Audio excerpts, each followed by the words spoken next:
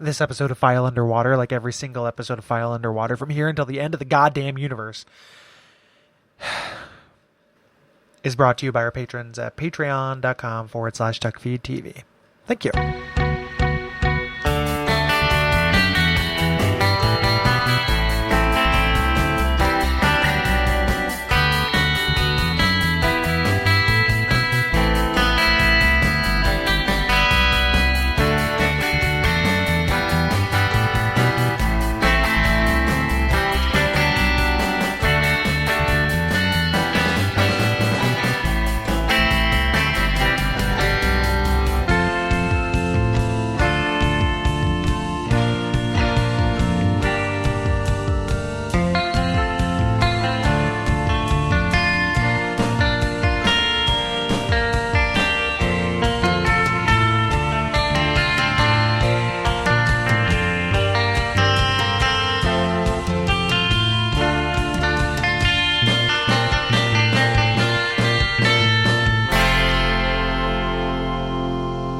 My name is Gary Butterfield. My name is Kole Ross.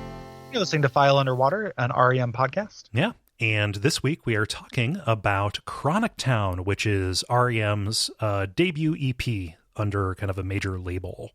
But there's a lot of stuff that we want to get to biographically before we dive into talking about the music. Yeah, absolutely. As always, for those who don't know, this is the show where we talk about R.E.M. kind of holistically, so album by album, but also what's going on in their careers, what's happening with their live shows and the scene. Mm-hmm. If you haven't listened to the last episode, we kind of set up the major players and talked about the formation of the band. Now kind of hitting the ground running. At this time, so R.E.M., they've kind of established, they put out their small little tape that they used to get shows, and they were getting shows with it. Mm-hmm. They were touring a lot. And just kind of regional, up to New York, regional and coastal tours. Yeah. There's an amazing story from around this time. It was between Chronic Town and Murmur, where they played for 5 people in a bar. And those people were out of their mind on mescaline, and they said, hey, there are more of you than there are of us. So why don't we go get some Greek with the money from the show? Yeah. So there's another thing too, another show right around here where they didn't get paid. Like the bartender couldn't pay them for the show, but he let them stay there for the night as kind of payment. And then they were locked in a bar overnight, and they just drank like all of the bar's beer, and then just like took off in the morning. Gosh, I can't pay you, but I'll lock you in this candy factory. In this beer cave. Yeah, it's pretty great. Like, and just that tour in life. Yeah. At this point, putting all their amps in Jefferson Holt's car and just kind of going from place to place. Yeah. Not really having a place to live. Like they didn't spend enough time in Athens to really warrant having an apartment. So they would they would get back, not be able to pay rent, and then go tour to support that until they decided, yeah, we're just going to live on the road, kind of going out to these places where we're not there's not going to be a warm reception initially, kind of going and doing that Blues Brothers show where they're playing Rawhide as people huck bottles at the chicken wire. Yeah. But kind of just really going out and just kind of like taking their knocks and slowly building audiences in places that otherwise would not brook this really weird kind of maybe new wave, a little bit punk, but something completely different than when them play. Yeah. It's them. Sorry to yeah you. Oh no, I was just a vocal tick. It's them making, because they are at this point they're still playing like a perfect drunk living room band. Yeah.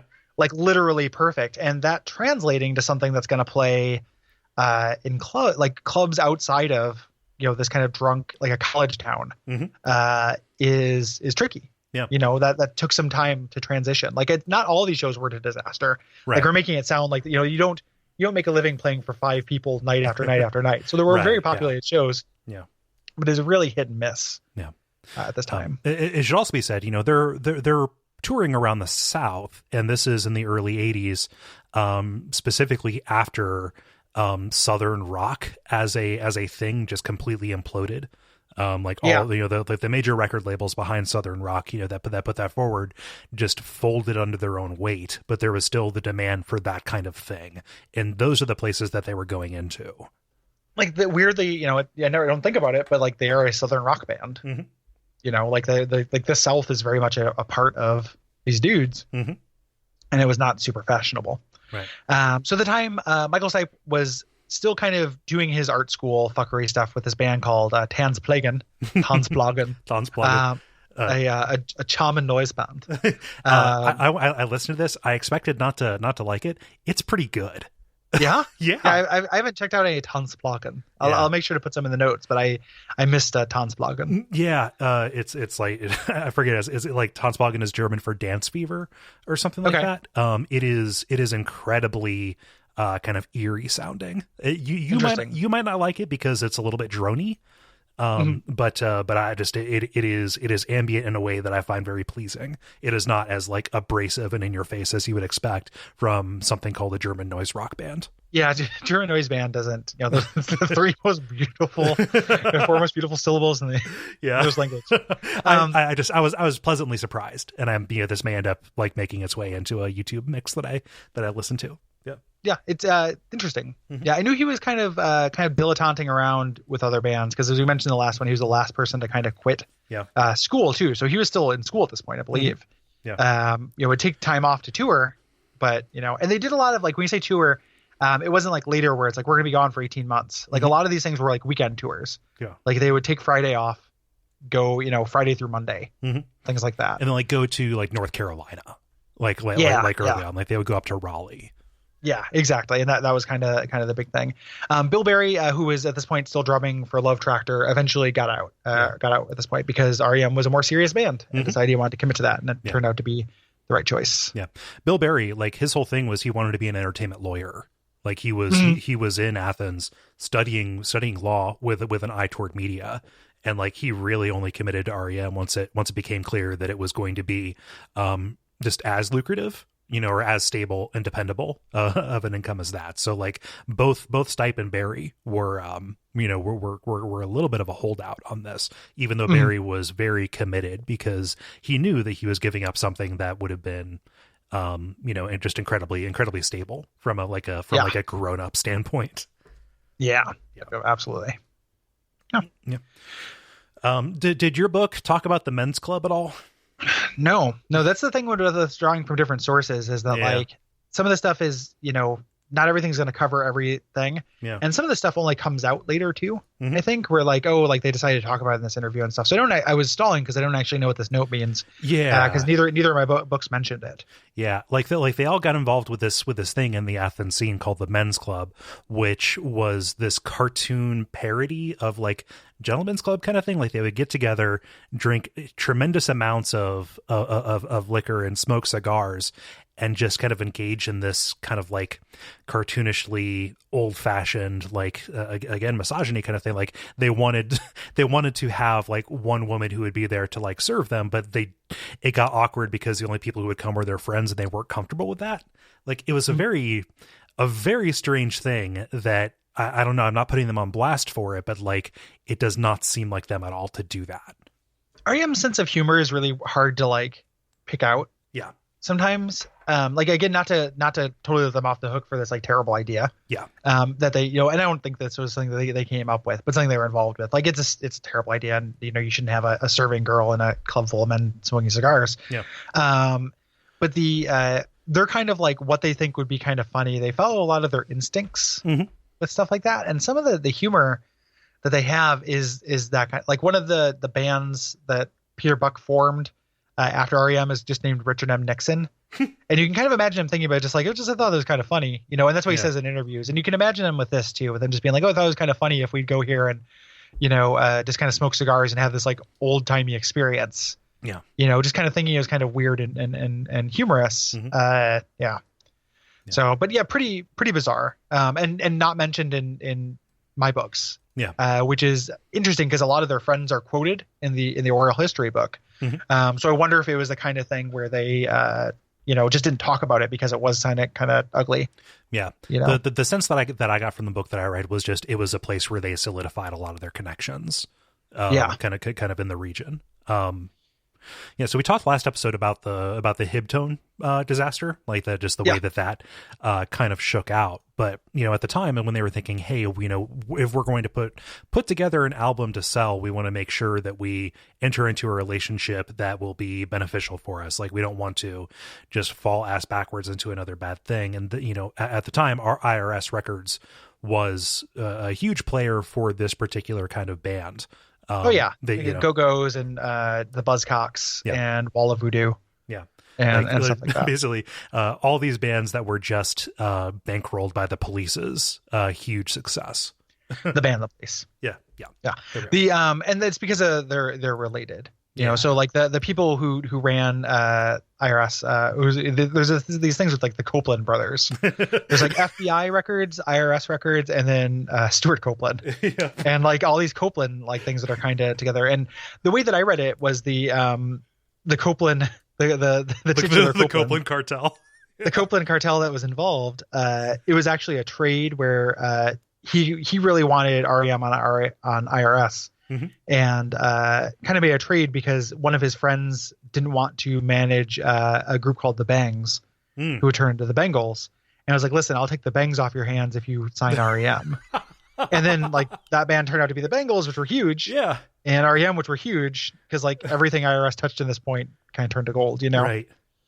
They were an independent label that was just very very, very successful and very kind of prescient, kind of knew had their finger on the pulse of what was gonna turn out to be great. Yeah, but R.E.M. wanted to be on IRS. It seemed like it would be a good home to them. It seemed like a label that would understand what they were trying to do, and IRS wanted them. Yes, they had. Go ahead. Well, there's a little bit where there's the guy who wanted to make. Is this the Boberg, the guy who had his Dashed Hopes? No. Who was kind of courting them? Dashed Hopes was a different thing. Boberg was kind of an early advocate for the band at IRS, who went to one of those disaster shows in New Orleans in March of '82, and like basically offered them terms before he even had permission to do it. Yeah. But like he was going out on a limb, understanding like, hey, these are, we're ask for forgiveness rather than permission kind of thing. We should probably talk about Dashed Hopes a little bit. I didn't get a real sense. Like it was a little bit nothing like happened with it. Right. It was a weird non-starter. Like this guy another guy similar to Hib who came and tried to kind of start a record label. Who kind of, I get the idea that there was like a vocal agreement or something like that, like a verbal agreement with him before IRS came along, because the EP Chronic Town is lists him as former producer, and it has like Dashed Hopes is written on there somewhere as it just says like former producer. So they were going to work with this guy and didn't. Yeah. But he had his fingers in the pie before our IRS kind of came and probably saved it. Right. Like if nobody knows who Dashed Hopes is now. Right. But IRS has kind of cachet now. And like even outside of R.E.M., people have heard of IRS Records. Right.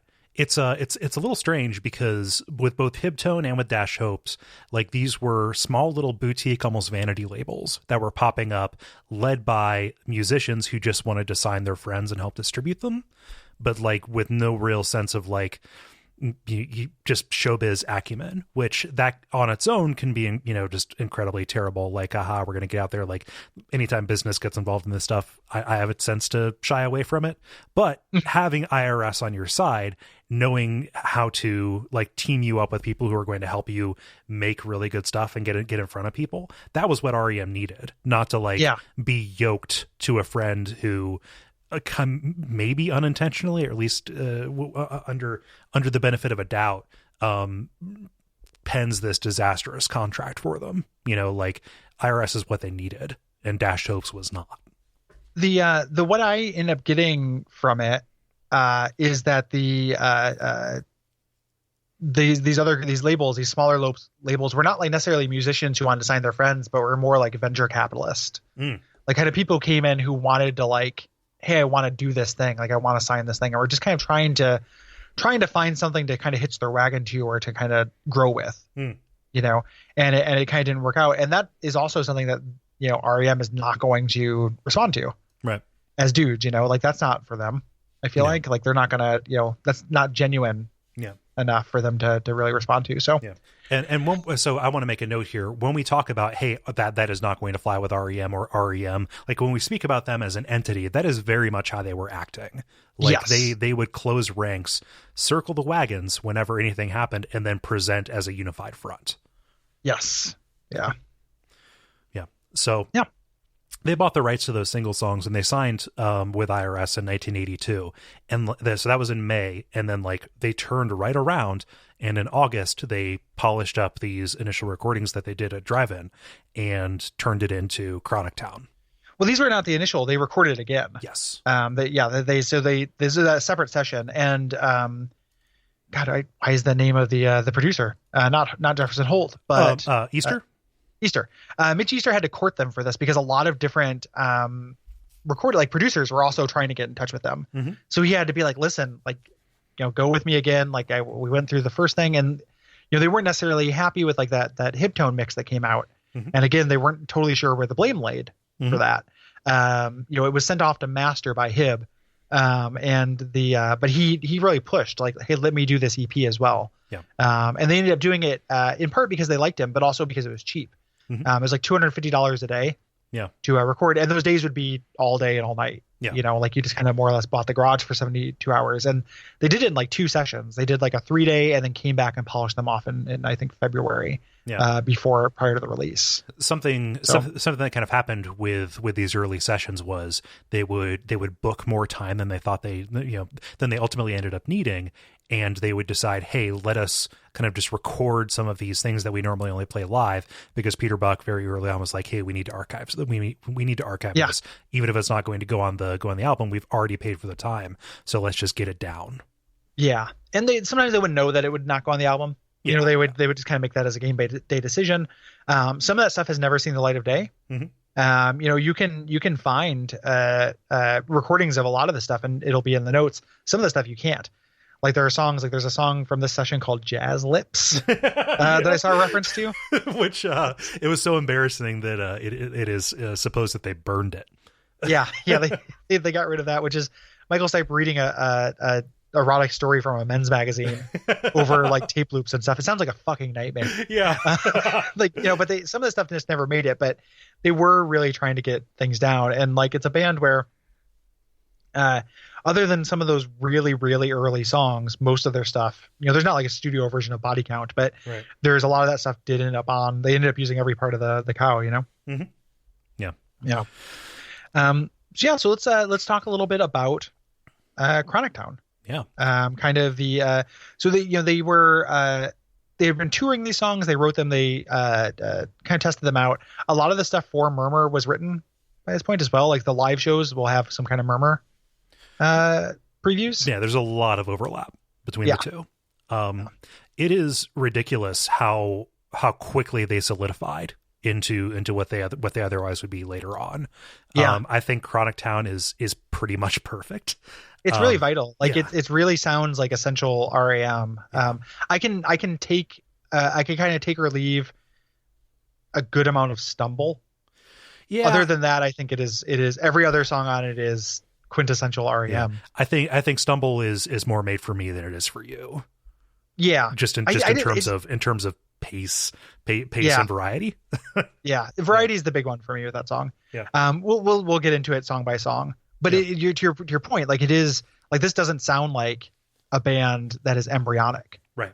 This sounds like R.E.M. Like this is them, kind of developed and arrived on 3 days in a garage studio and those live sets, is what they had before that. It's really crazy. And it really makes me think that like, another kind of real secret instrumental element of their success is Mitch Easter, who took that, this drunken party band and like got this very, this is the band that can do both. Like I want to listen to this while drinking coffee in the morning as well as, dance to it in a house party. This ridiculously pristine recording.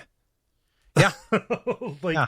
you know, just that there are a couple of kind of weird recording tricks, you know, and anytime you read about the production of an album, you talk about like, oh, we dropped a bunch of stuff down the stairs and we recorded that and looped it backwards. Like just and real you'll kind never of like, hear it, but yeah, they're just stuff like that. yeah, just like real cute kind of producer tricks. But like a lot of decisions about who R.E.M. decided they wanted to be are present here. So you have the jangle, you have, you know, you have everybody kind of trying to be a little bit lower in the mix than everybody else. It feels like a little like bit a race to the bottom as far as, you know, what happens there, which is great. Like ends up making kind of a really cohesive whole.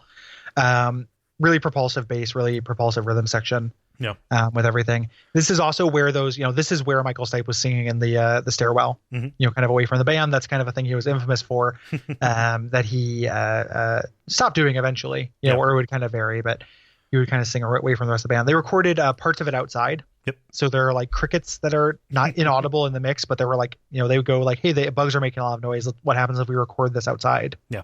You know, at night, which is fucking awesome. Yep. Yeah, I think that's really cool. Yeah. This is where they start their kind of side naming conventions, which is something I've always loved. So we go by the order that it's on CD, but it's not. This is not dictated because there's not an A side and a B side. There is a Chronic Town side and Posters Torn side. Yeah. And those are both lyrics from Carnival of Sorts. Yes.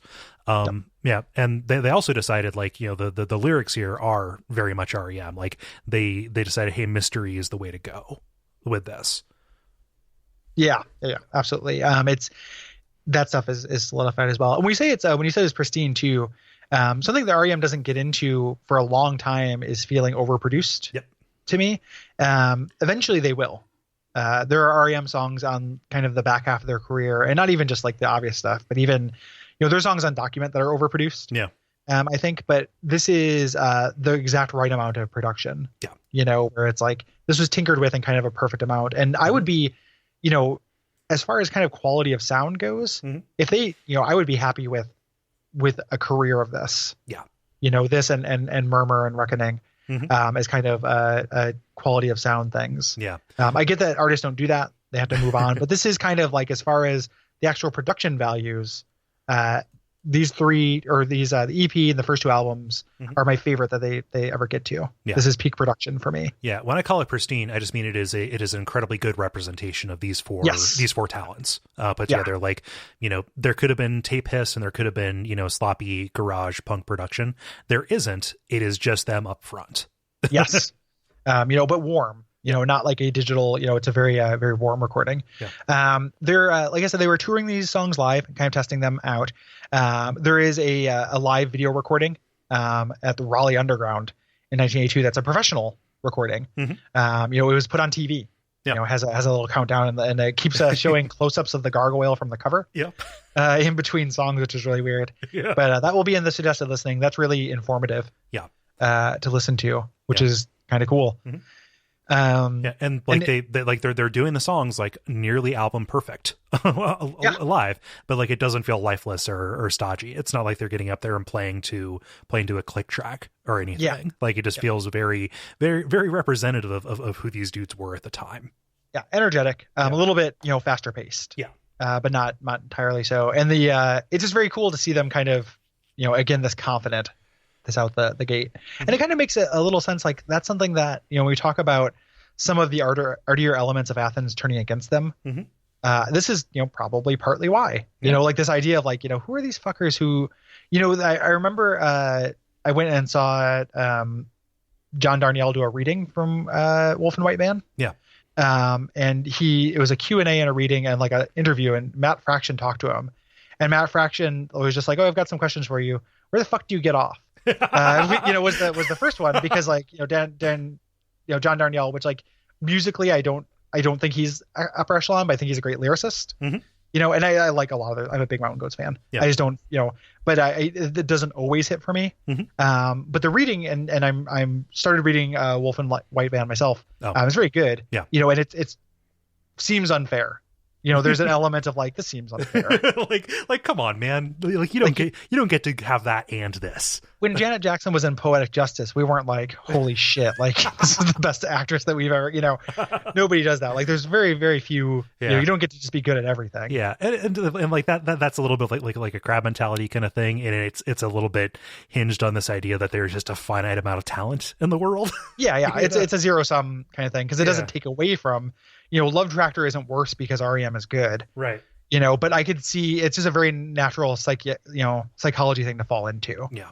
Where it's like, you guys are like made this really, really good sounding thing. Like, you guys are so confident, I'm still going to go. I still want to go, in the sheets. I still want to go dance the pylon, but in the streets, I got to listen to Chronic Town, as a thing. So I can kind of see it. Yeah. So we should talk about the album itself in specifics. There are 5 songs on it, and they're pretty distinct from each other in a lot of ways. It opens with a song called Wolves Lower. We're going to talk about the original opener that they had, or at least the thing that Wolves Lower took the place of, Ages of You, kind of as at the tail end of this. But Wolves Lower was a late addition. They like went back into the studio to commit this song that they've been working on live to tape, and it became their first video, actually their first official video for Wolves, Lower. Yes. Originally the song was just called Wolves, but Michael Stipe, for weird art fuck reasons, wanted to have a comma in the title. This is why there are the Lower Wolves as a early R.E.M. cover band of kind of dumpy old men. So this is a favorite of mine. Me too. This is a really, really good song. They originally recorded it much faster than it ended up. That version is available online. That will be in the show notes. That version sounds ridiculous at the beginning. I think it kind of sounds okay during the chorus. Yeah. Like when you get to the part of the song that kind of slows down, I think it sounds kind of good. Yeah. Fast, but I like this version too. Yeah. This is it is ridiculous, and like it makes a strong statement when you open it up, like, because it has, Peter Buck doing this incredibly fast pattern again. He's just doing this open chord kind of thing, playing a little high up on the neck, but like mixing these high fretted strings with open strings. It is a very simple pattern to play, but it sounds ridiculous. Yeah, it sounds very, very impressive and fast. Yeah. This is the first time, and Michael Stipe will do this kind of continuously. I love it when he does noise things, because it opens with that like he's just making kind of like noises with his mouth. Yeah. I love the way that sounds. And this like the choruses in this, it's all chorus a little bit, like what sounds like a chorus might more accurately be called like a bridge or whatever, but like this suspicion yourself, it sounds like apocalyptic. Like this is a very dark and brooding song. Yeah. The beginning, and then it opens up. Like he's doing that thing that my favorite pop music does, where you contrast really heavily, so that suspicion yourself, don't get caught, is fraught. Things, and then when it opens up into that in a corner garden part, significantly,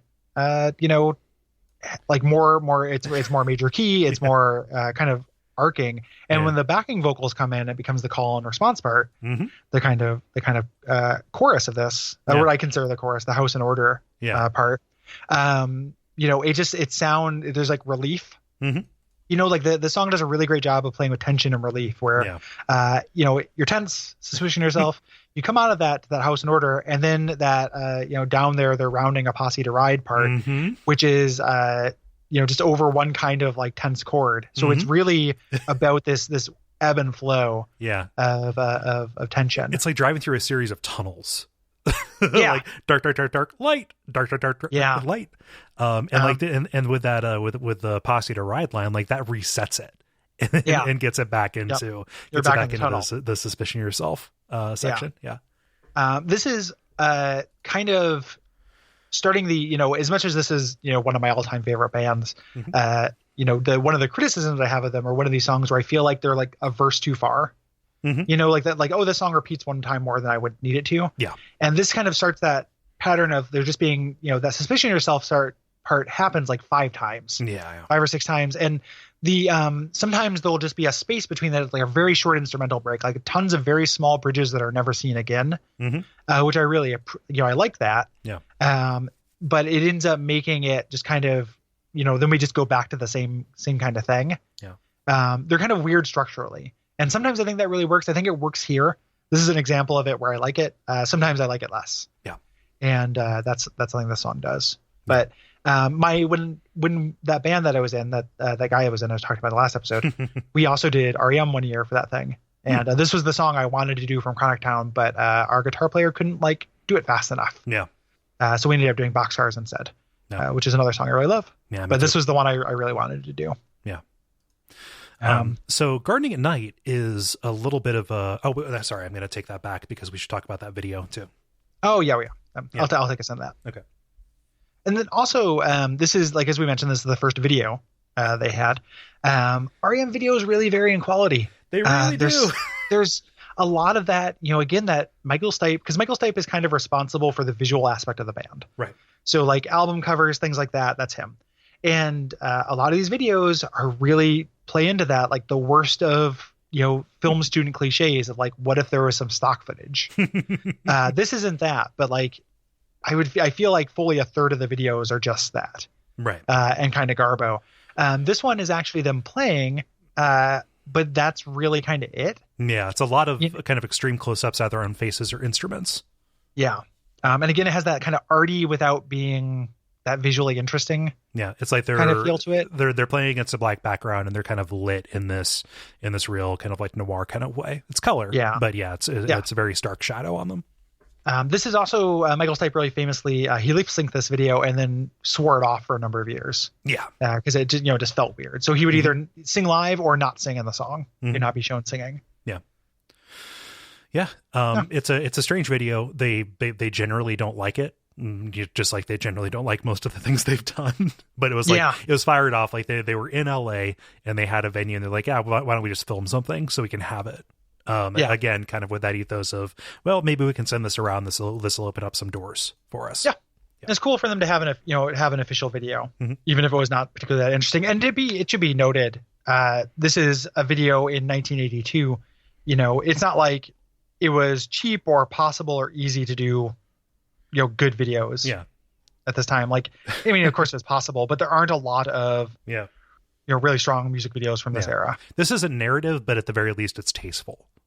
Yeah. It's just understated. It's like, hey, here's the band and we're going to do some crossfades and extreme close-ups. It's dramatic, just like the song is. Just have it here. It's yours. Take it. Yep. Yeah. The other thing that this, Wolves Lore does, so its first video, first kind of established the song, it's also establishing this lyrical thing where the lyrics don't have a distinct meaning to them. There aren't very many words to this. So when we talk about that tone and tunnel thing, if people are listening to this and they're like, why didn't you talk about the words of the song? Oh yeah. That's why. It's because it's literally just, suspicion yourself, house in order. Yeah. And house in order doesn't mean anything. It's such a good turn of phrase. Oh, it is. I really, really like that as a turn of phrase, but that's what it is. Yeah. And some of the other songs on this EP have more kind of lyrics that are more open to interpretation. So when people talk about R.E.M's lyrics as being kind of obtuse, one of the things they're talking about is this idea that sometimes there's just not enough there even to extrapolate from. Right. Yeah. There's very little to talk about in the text of the lyrics aside from a feeling of dread. Yes. Right. And then the lyrics will back that up, but it's really just, Michael Stipe really kind of, not famously, but has been known to refer to his thing as a vocal instrument, he thinks of it as an instrument. And this is a song where that's very much on the case. Yeah. The next song, Gardening at Night, less so. This has a little bit more kind of lyrics to it that is open to more interpretation. Yeah. This is Michael Stipe doing something that he would do a lot kind of in I think the early Warner days, just kind of singing in an upper register very softly. And there's a lot of text to these lyrics, and a lot of the instrumentals kind of take a back seat. Peter Buck's guitar is not out in front in this one. It is there mostly just to provide texture. Yeah. This is a little bit, we talked about this before. I think for me and for you, this is a little bit of a snoozer. This is a little bit less interesting. I don't think Gardening at Night is a bad song. Right. I think that it is pretty good. Part of it is I'm a little sick of it. It kind of ends up being the representative song from this album. And it was also it's kind of interesting. There's an alternative mix to it that's on Eponymous, which is their greatest hits album, that came out with more strident vocals. It sounds a little bit more like how he sings Murmur. And then, but the producer convinced him to do this kind of falsetto kind of thing up here. And the strident vocal version is a little bit stronger too. But the song itself just doesn't have a lot for me to grab on melodically. Yeah. The chorus is very simple, like dun, dun, dun, dun, dun. They do a lot of those like 2-chord, I'm up here, now I'm down here, just kind of back and forth. Yeah. Choruses, and again, sometimes it works, sometimes it doesn't for me. Yeah.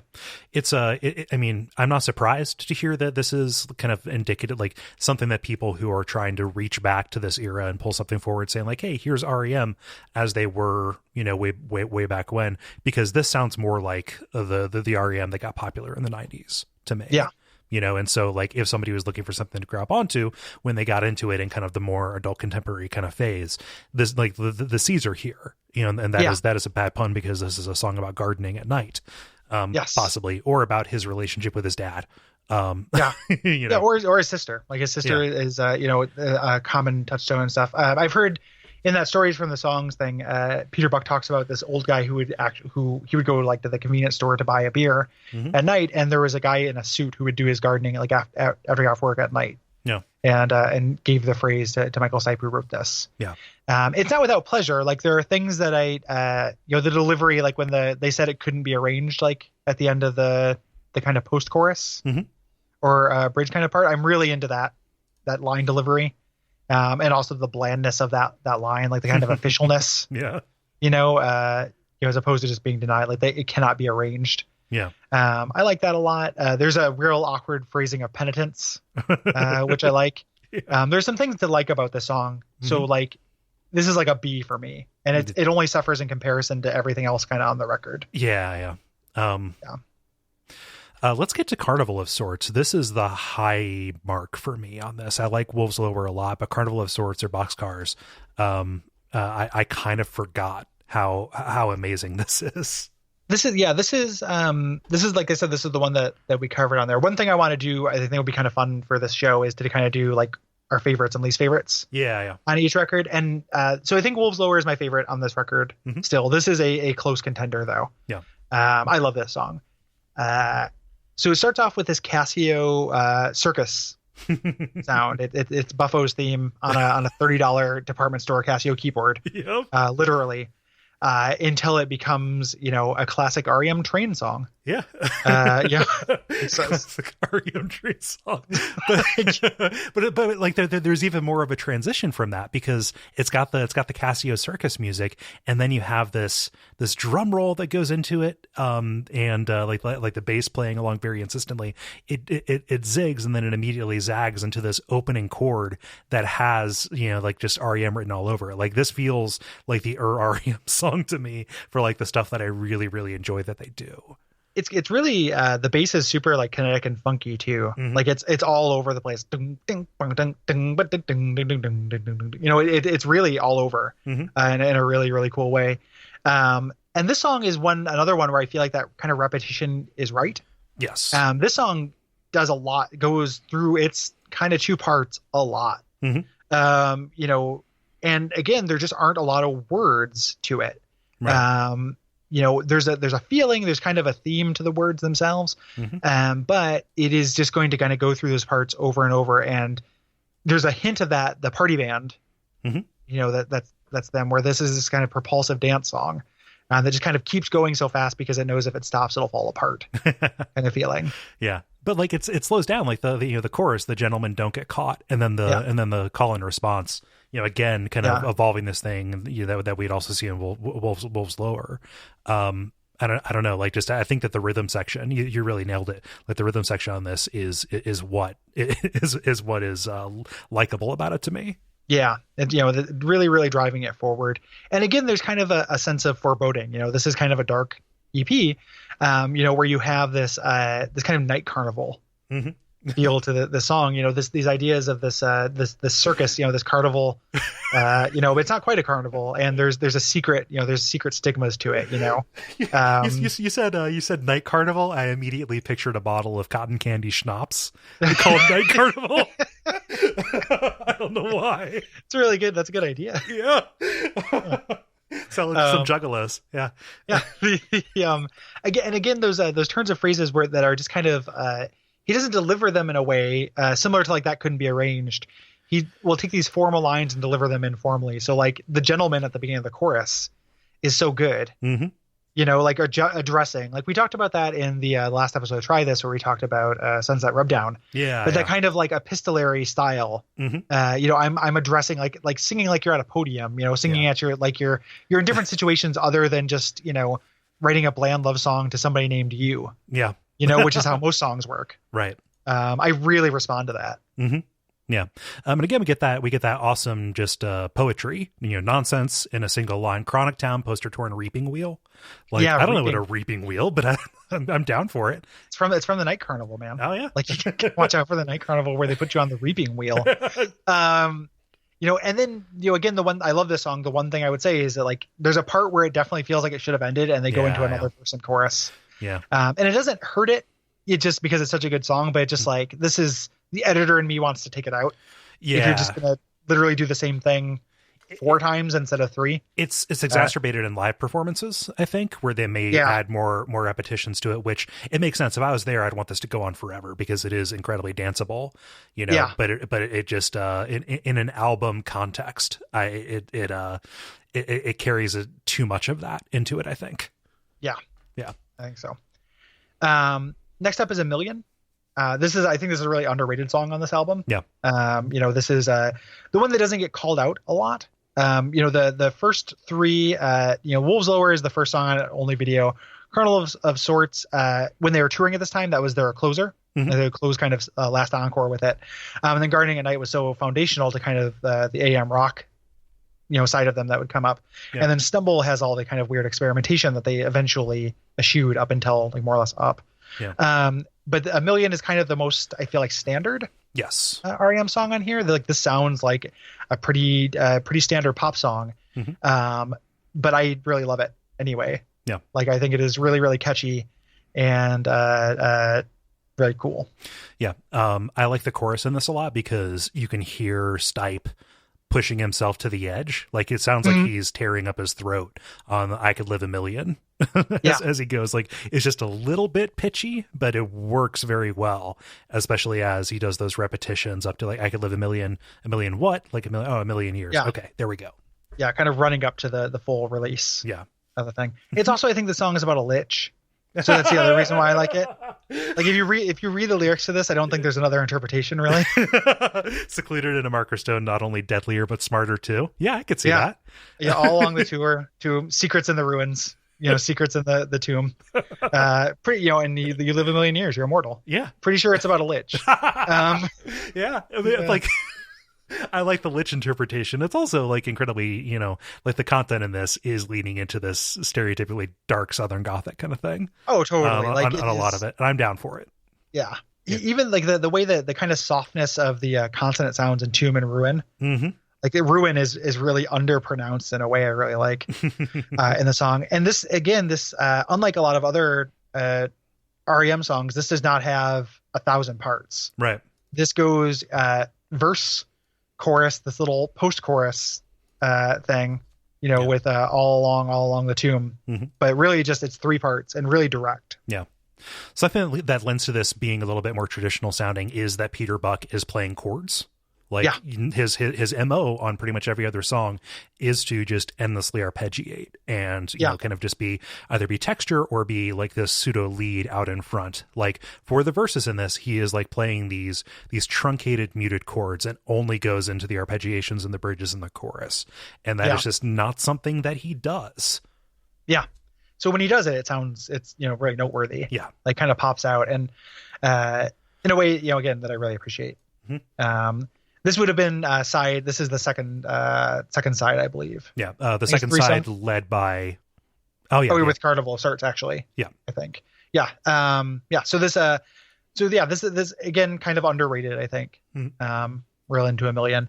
And then it closes with Stumble, which I have mixed feelings about. Like, I like it, but because we're not going to get to a song I don't like for a long time. Right. But I like slightly less. And Stumble is definitely the weirdest song on the record. Yeah.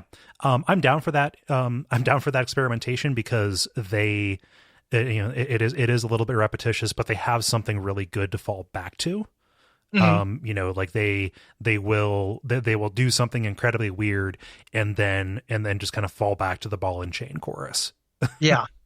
The ball and chain, and even the Will Stumble part, which is really kind of catchy and bedrocky. Yeah. And this is a real drum, like it's pretty rare that drums are a highlight in a song, but I think that's the case here. Yeah. This kind of wheel and cog kind of bass with this, there's this kind of, that may sound like a reggaeton song or something like that. It's mostly just like this kind of real standard drums, but every once in a while Bill Berry goes, check on my neck.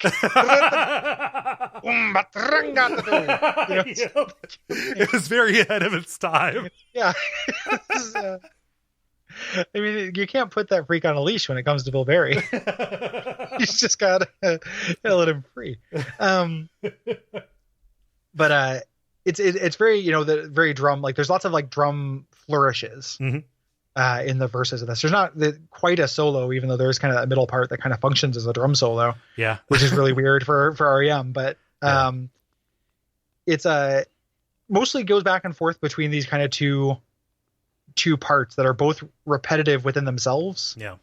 Just kind of 2-chord back and forth kind of progressions. Yeah.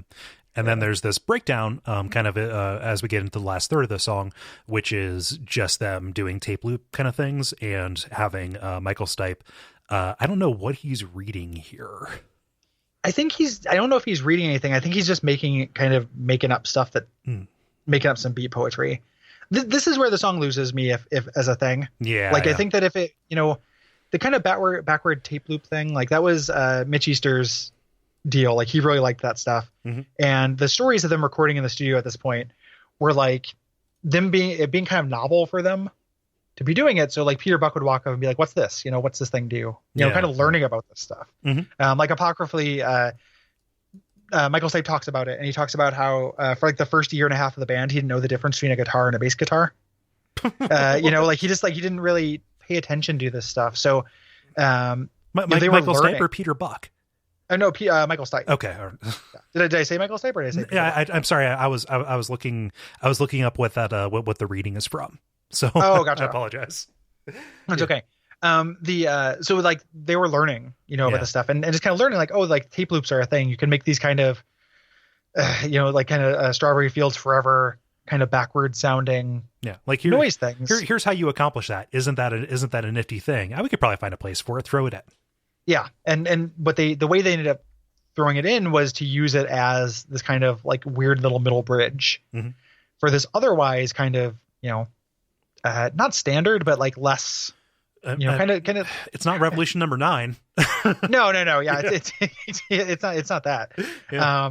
But yeah, they do this middle kind of roundabout hipster, roundabout midnight hipster town part that goes on. And I do like, the one thing I do like is when it does come out of it, the sense of relief when you go back into the chord progression, go back into the regular song is like great. Yeah. That's a great moment on this album. Yeah. It's something also that sticks out to me about this is the only thing that I can't see being produced live. The other songs, I could see them being really fun to watch in a performance.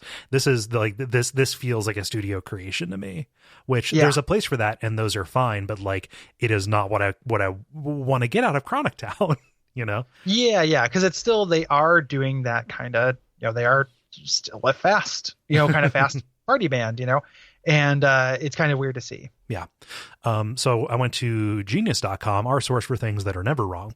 And this is a citation from McCrawl from the South.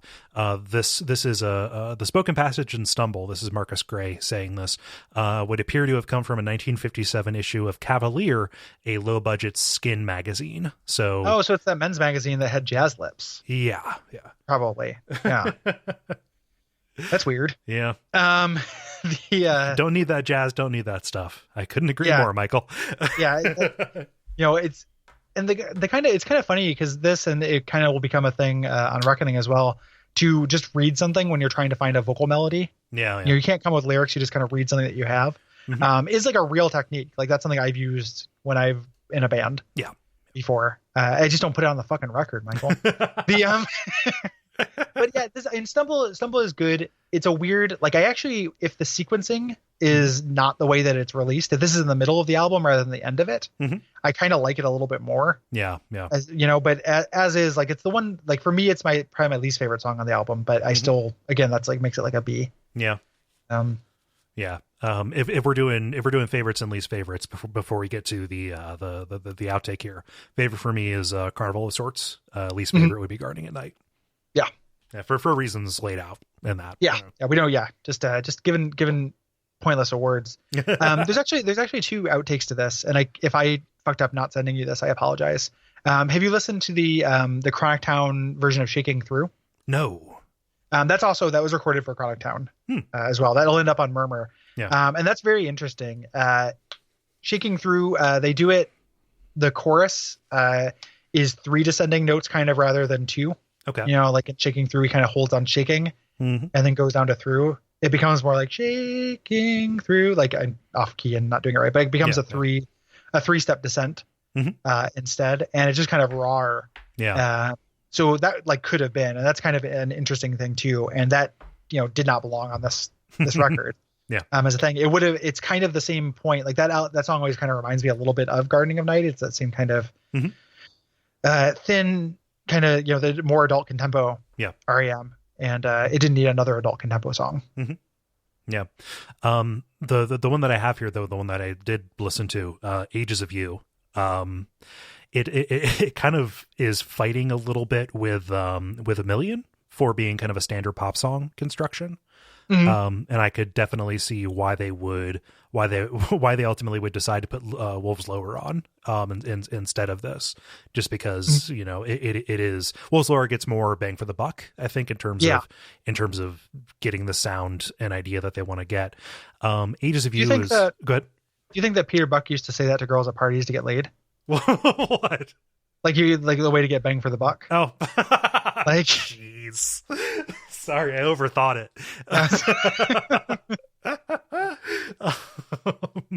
But yeah, but Ages of You, it's up tempo. Again, it's a real rhythm section driven song. And not an awful lot of it really sticks out to me. Do you have anything to say in defense of Ages of You? I like Ages of You a lot. Yeah. Like I think it's super catchy. Yeah, I've always liked this song. This showed up on Dead Letter Office. Yeah. And what is the other song that is the same thing, more or less? They have Ages of You, and then they have another song, and I'll kind of look it up while I'm talking here. Yeah. But I like it. I understand why it doesn't fit in the album. Yep.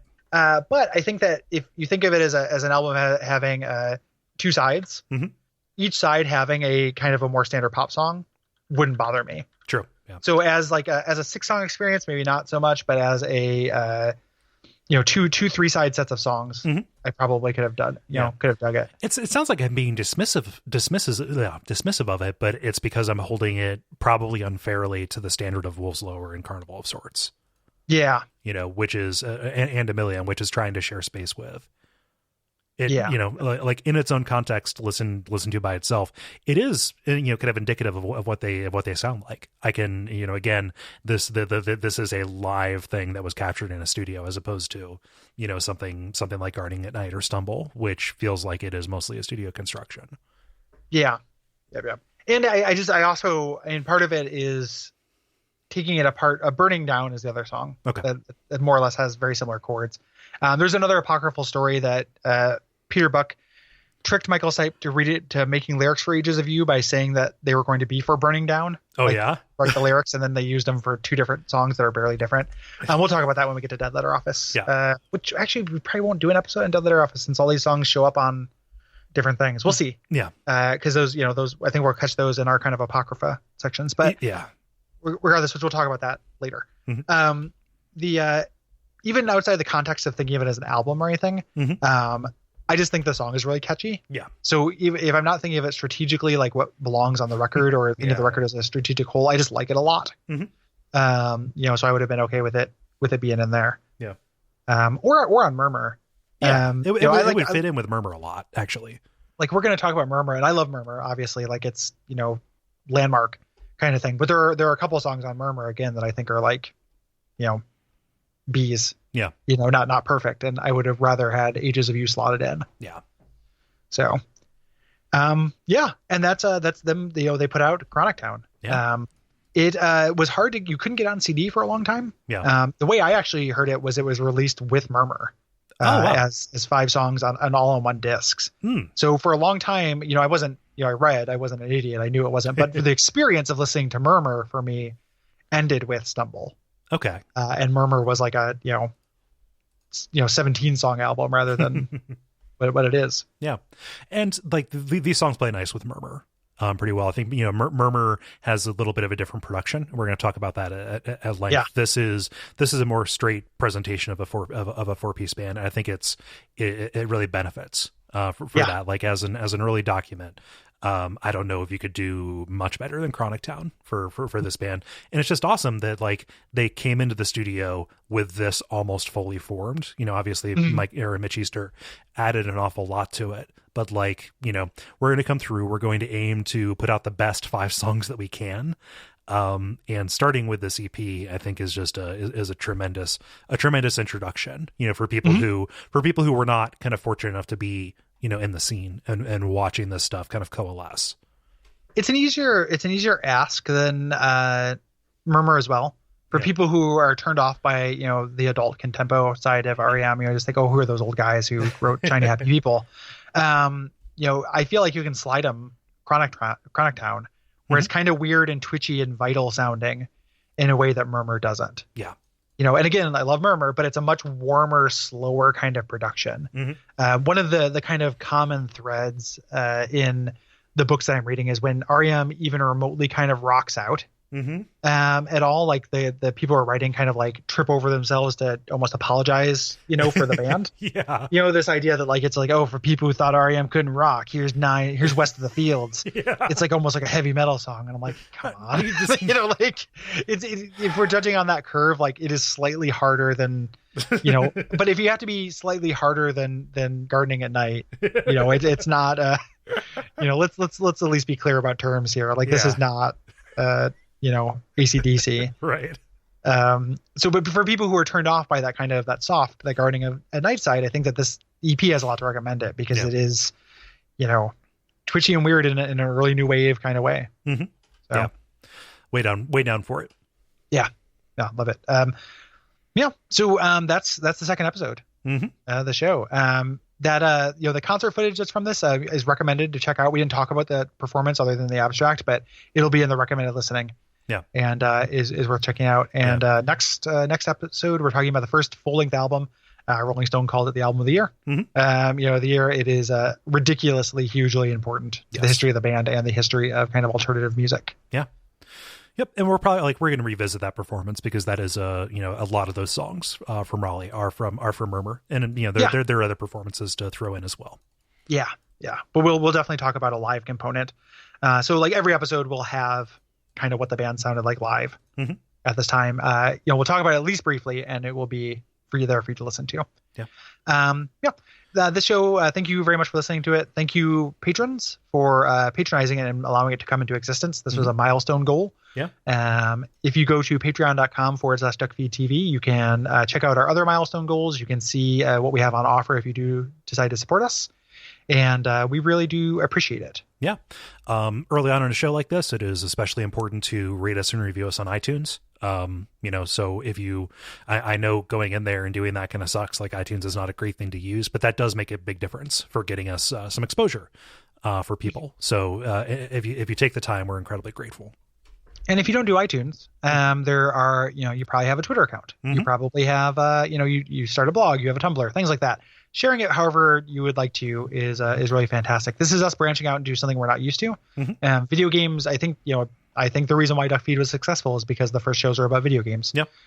Video games have a built-in audience of kind of tech-savvy podcast listeners, and it's its own kind of thing that has like a meta side commentary industry already. Yeah. Not that music doesn't, but we're not, wait, maybe music doesn't now. I mean, I guess it has to, but I'm just trying to think. There's like Pitchfork, but then like Rolling Stone is all really wonderful, hard hitting political news. Yeah, almost exclusively. Yep.